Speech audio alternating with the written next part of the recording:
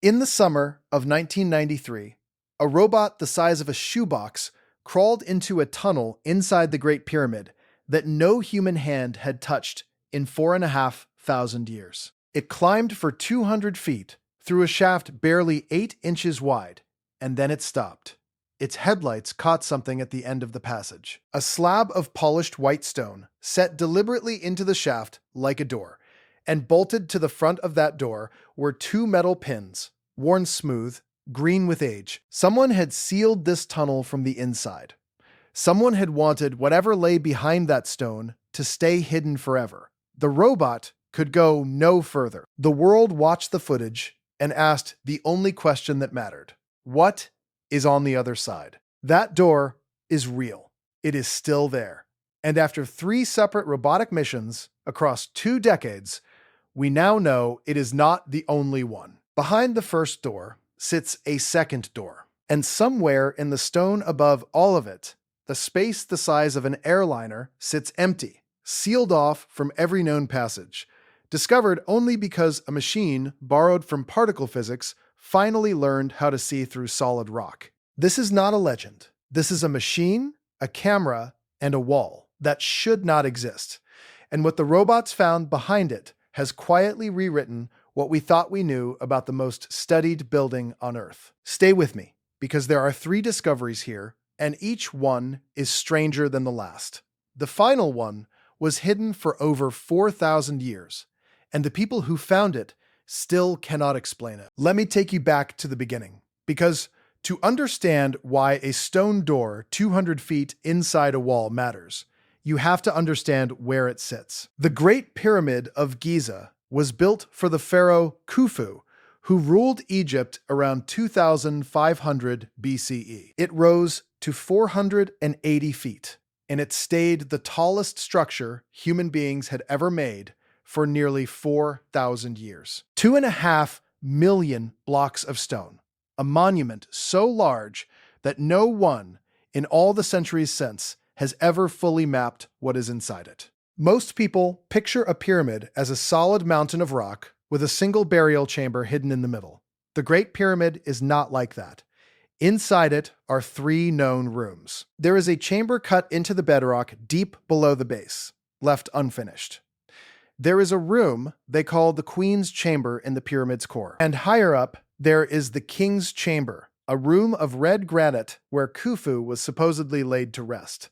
Connecting them is the Grand Gallery, a soaring corridor with a ceiling that climbs on a slope like the inside of a cathedral. But here is the detail that started everything.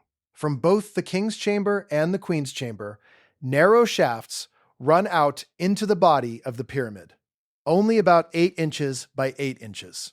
Far too small for a person to enter. The 2 shafts from the King's Chamber punch all the way through to the outside surface of the pyramid. For over a century, the standard explanation was simple. These were air shafts, ventilation, a way to let the builders, or the dead king's spirit, breathe. And for a long time, that explanation held. But then the shafts from the Queen's Chamber were examined more closely, and they broke the theory in half. Because the Queen's Chamber shafts do not reach the outside. They do not connect to open air.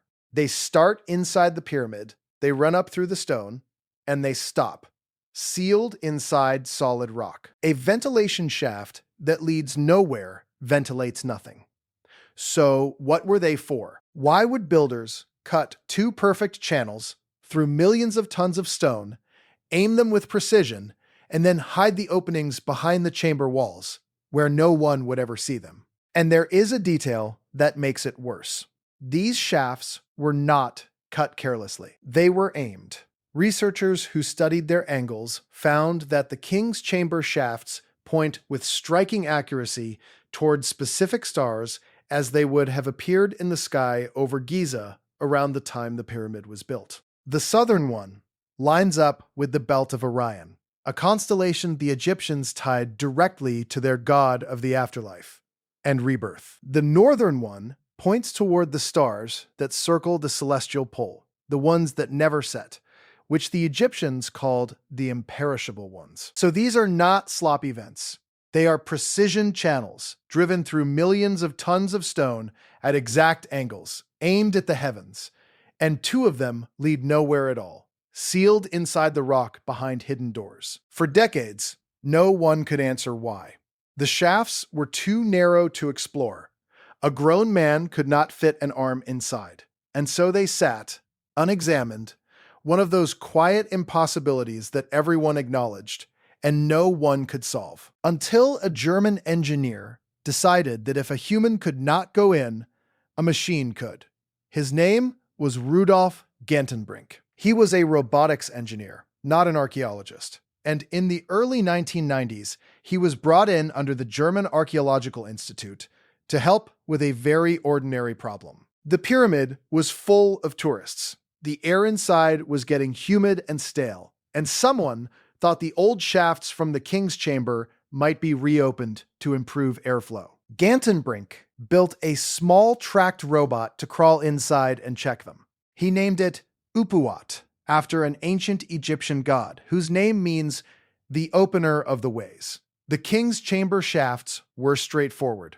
They ran through to daylight, just as expected. But then Gantenbrink turned his robot toward the mystery, the sealed shafts of the queen's chamber, the ones that led nowhere.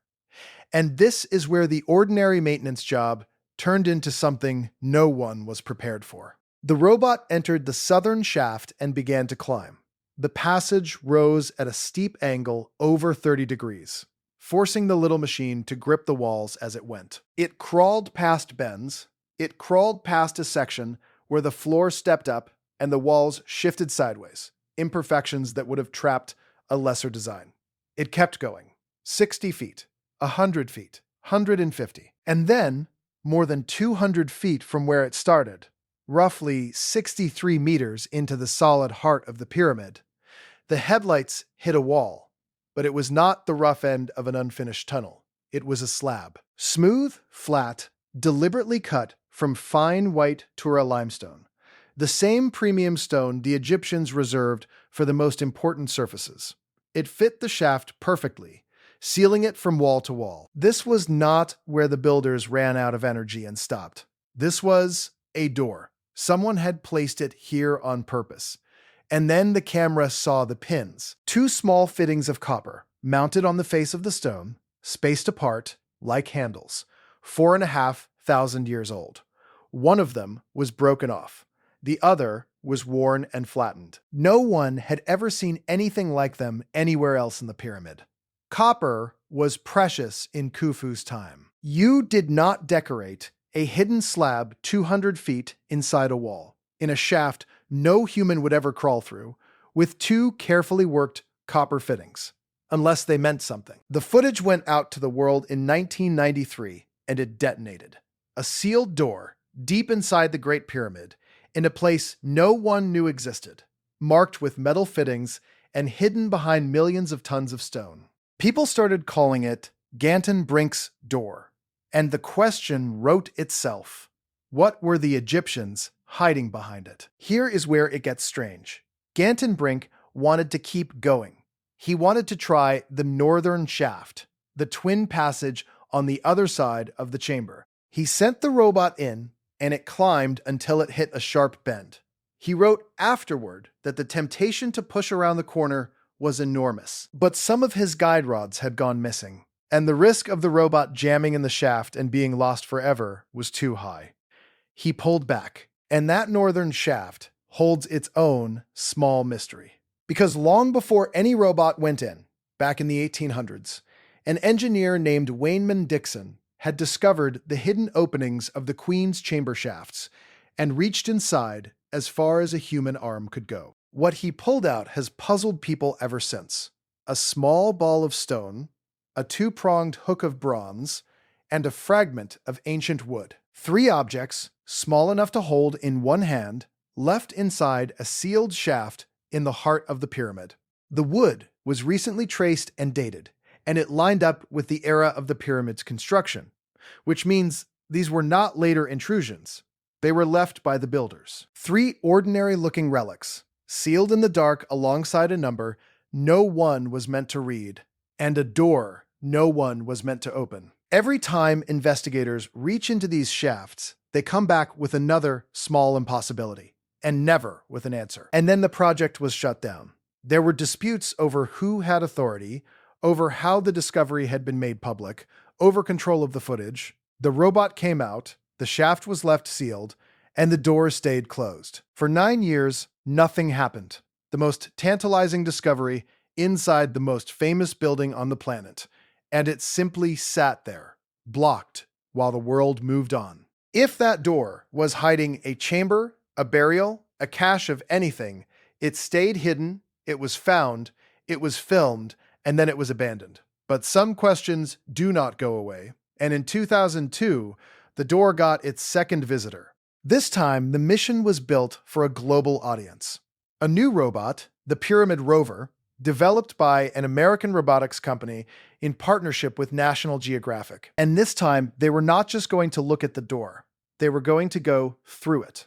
The plan was broadcast live on television to tens of millions of people around the world. The robot climbed the same southern shaft, retracing Upuat's path, and reached Gantenbrink's door. Then it did something no one had done before.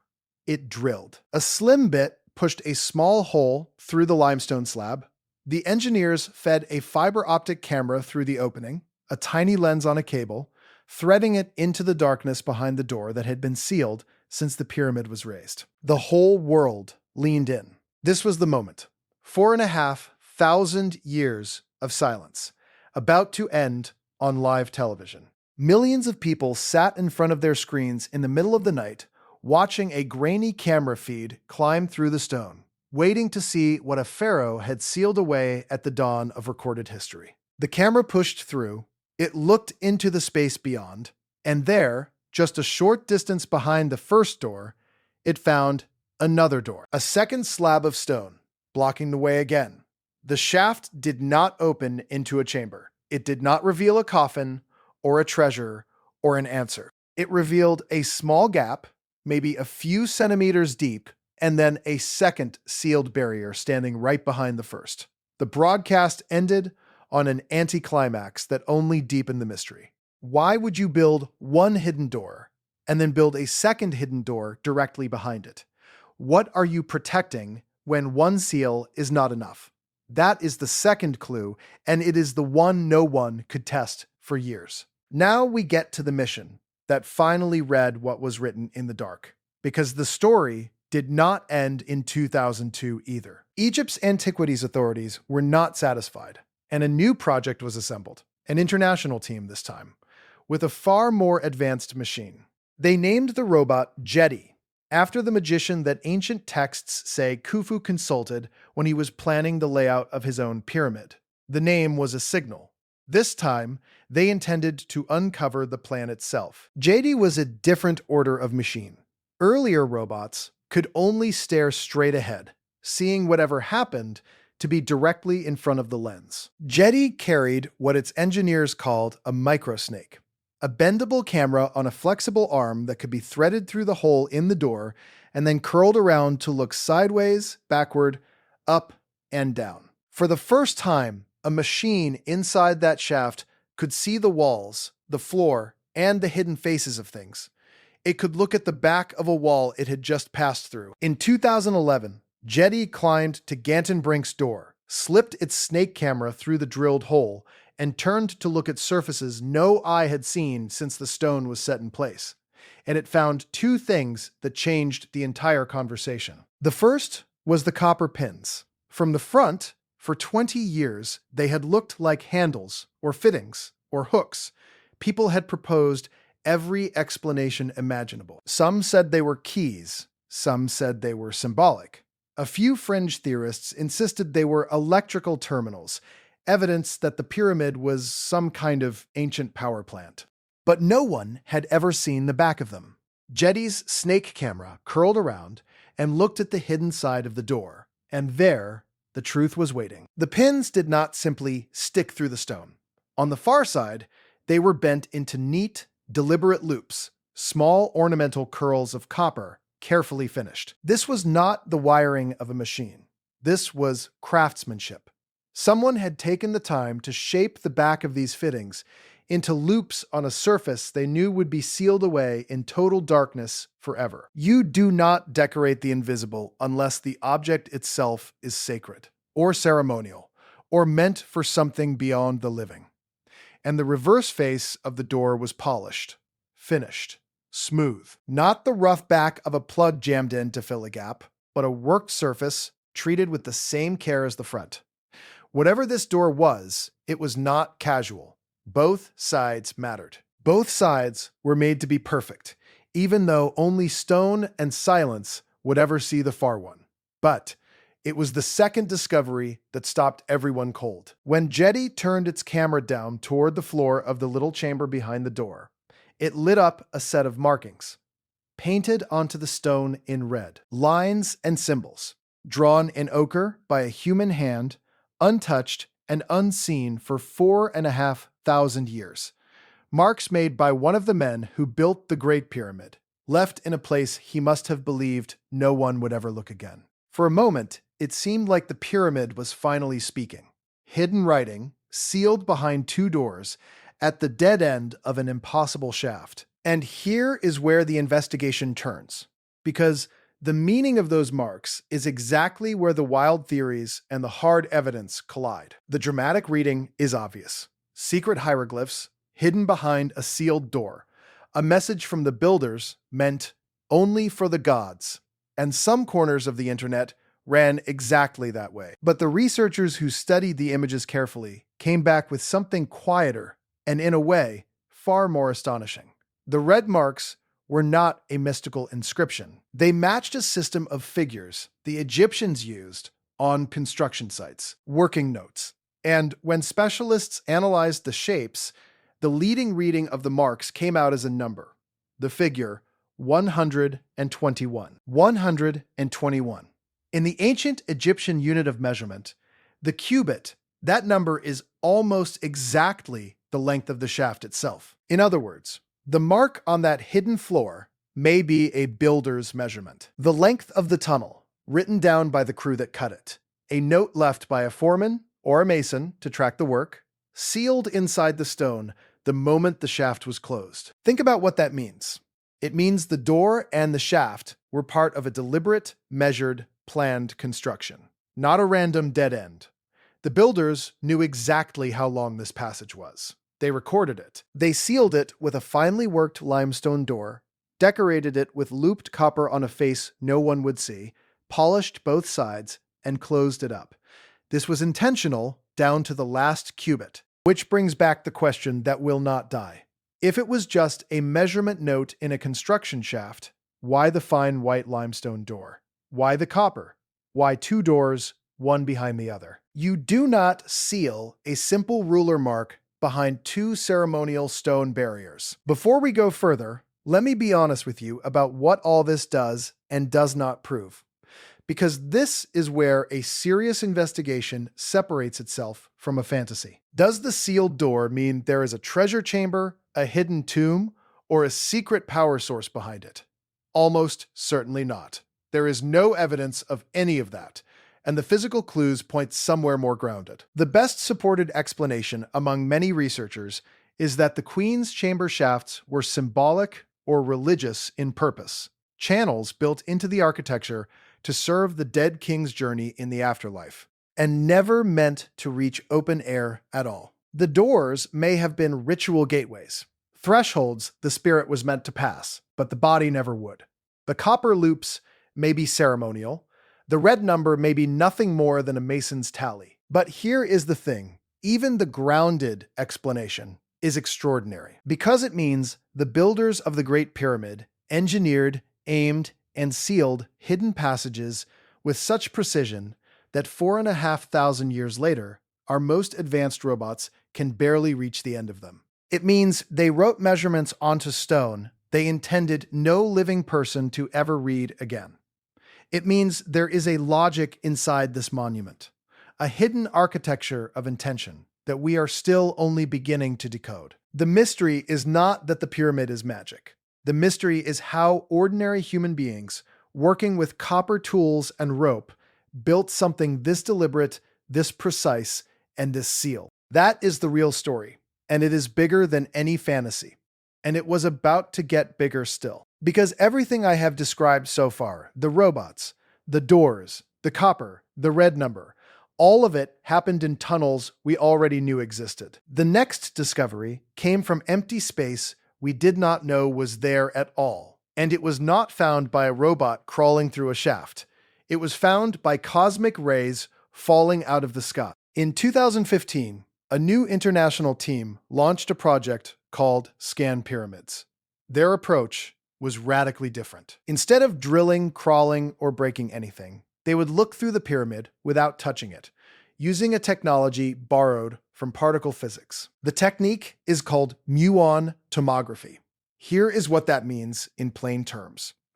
Every second, particles called muons are raining down on the Earth, created when cosmic rays from deep space slam into the upper atmosphere. These muons pass through solid matter, but dense stone absorbs more of them, and empty space absorbs fewer. So if you place detectors inside and around the pyramid and count the muons coming through from every direction, over weeks and months, you can build a picture of where the stone is solid and where it is hollow. It is like an X-ray, but the source is the sky itself, and the film is the pyramid. The team placed their detectors in the Queen's chamber and outside the pyramid, and they waited. This was not a quick scan. Muons streamed down through hundreds of feet of ancient stone, day after day, week after week, and the detectors counted every single one. To be sure, they were not chasing a ghost in the numbers. The team used 3 completely different detector technologies, run by 3 separate groups from Japan and France, each blind to the others. If all 3 saw the same hollow shape from different angles, it was real. And slowly, in the data, a shape began to emerge, a place where far too many muons were getting through, a region where the stone simply was not there. All 3 teams saw it, the same void from every direction. In November of 2017, the results were published in the journal Nature, one of the most respected scientific journals in the world. And the announcement stunned everyone. Above the Grand Gallery, buried in the core of the Great Pyramid, hidden from every known passage and chamber, there was a void. A hollow space at least 30 meters long. That is roughly 100 feet. A cavity with a cross-section comparable to the Grand Gallery itself, one of the largest spaces in the entire pyramid, sitting in the stone above it, completely sealed, with no known way in. This was not a crack. It was not a gap between blocks. It was the first major structure discovered inside the Great Pyramid since the 19th century. For over 100 years, everyone assumed the pyramid had given up its secrets, that the 3 chambers and their corridors were all there was. And then, cosmic particles revealed a hidden space, the length of an airliner, that no human being has entered in 4,500 years, if any human ever entered it at all. They named it the Big Void. And the confirmation did not stop there, because the same scanning technique found a second anomaly, and this one they were able to pin down with even more precision. Behind the north face of the pyramid, hidden right behind a distinctive chevron of stones, on the exterior that scholars had puzzled over for years, the muons revealed another empty space. And in 2023, after more measurements, the team published the details in Nature Communications. A corridor, around 9 meters long, roughly 2 meters wide, and 2 meters tall. A hidden passage tucked behind the outer stones, sealed and unseen, its purpose completely unknown. 2 hidden voids. One, the size of a great hall. One, a sealed corridor. Both discovered inside the most examined building in human history. Both found not by digging, but by reading the sky. And to this day, no one knows for certain what they are. Some researchers believe the Big Void is a construction feature, a relieving space built to take the enormous weight of stone off the Grand Gallery below it. That is the careful, grounded reading, and it may well be right. But others point out that we simply do not know, because no one has ever been inside. There is no passage to it. There is no door we can open. There is only a hollow shape in the data, waiting, exactly where 4,500 years of stone have kept it hidden. So let me pull the threads together, because when you lay them side by side, the pattern is what unsettles you. A sealed limestone door, 200 feet inside a shaft that leads nowhere, marked with worked copper and polished on a face meant never to be seen.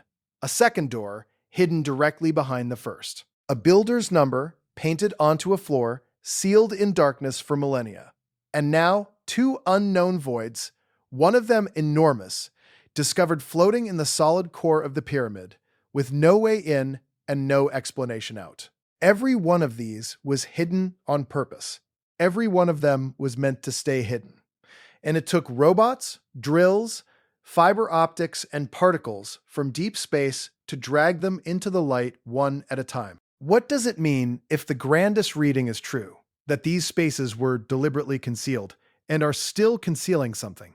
It would mean the Great Pyramid is not a solved monument at all. It would mean the builders who raised it understood their own architecture in ways we are still reverse engineering with the most advanced tools of the 21st century. It would mean that the most photographed, most studied, most visited ancient structure on Earth has spent 4,500 years quietly keeping secrets right in front of us. And we only started finding them because we finally built machines small enough and clever enough to look where human hands could not reach. And here is the final unanswered question, the one that hangs over all of it.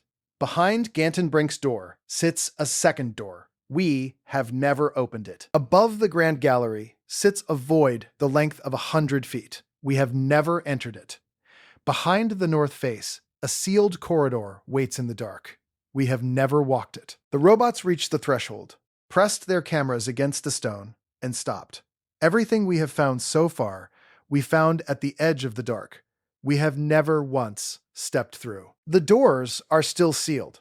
The void is still empty and silent, hanging in the stone above the gallery where Khufu's builders left it. The copper pins are still looped in the darkness, polished on a face no living eye was meant to see. And somewhere behind two carefully cut slabs of white limestone, at the end of a shaft that was aimed with impossible precision and then closed forever, a question that is 4,500 years old is still waiting for an answer. The robots reached it, and then they turned back.